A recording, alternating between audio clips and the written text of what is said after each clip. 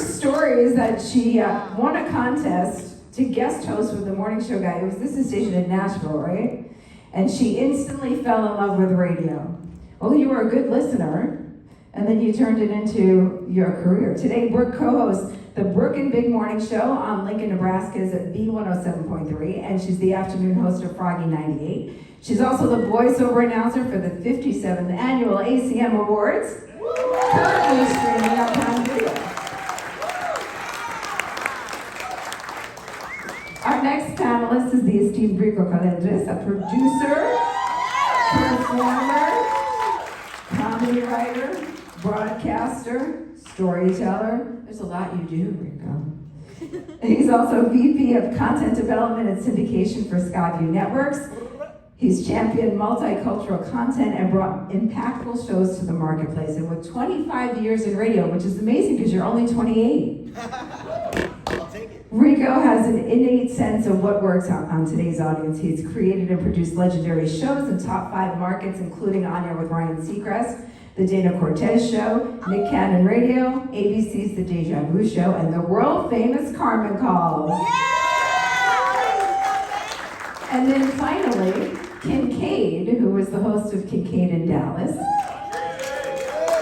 You can hear them on New Country 101.5, WHKX Atlanta, and nationally syndicated on more than 68 stations via Westwood One. He's been on air all over the country for years, with New York City, Dallas, Denver, and Minneapolis is just a few of the places he's called home on his very unique journey to entertain you each morning. I'm going to come over here and sit on this side if that's okay with you guys. I'm tired, I need to sit. Thank you. So I have a question for all of you, and we'll just start out with this. Why do you do what you love?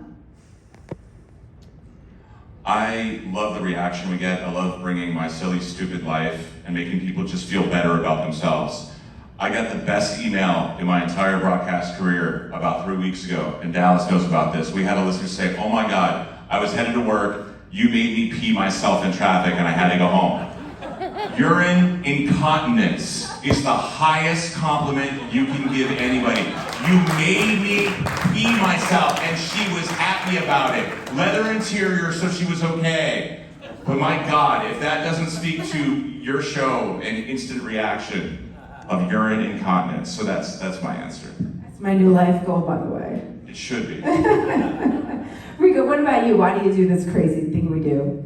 My father was a broadcaster, so the person that I looked up to the most was in this field. So if your dad was a baseball player, you wanted to be a baseball player. So he was a legendary Spanish broadcaster in San Francisco. So I got my start very young. I grew up in radio stations. Jocks were my friends. They were my uncles. They were my babysitters, and so that's why I wanted to do it. And then I became a class clown. And I always tell people I'm a class clown that gets paid for it.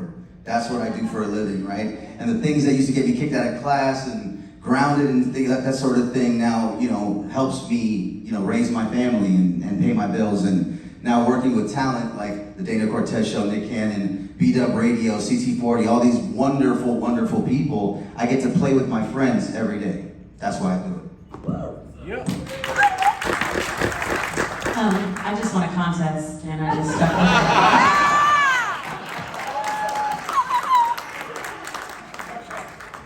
Seriously, I entered on a whim. I said to my best friend, "Hey, let's do it, sounds fun." And I was in college at the time, studying education. By the way, I have massive stage fright, so if I throw up, I apologize.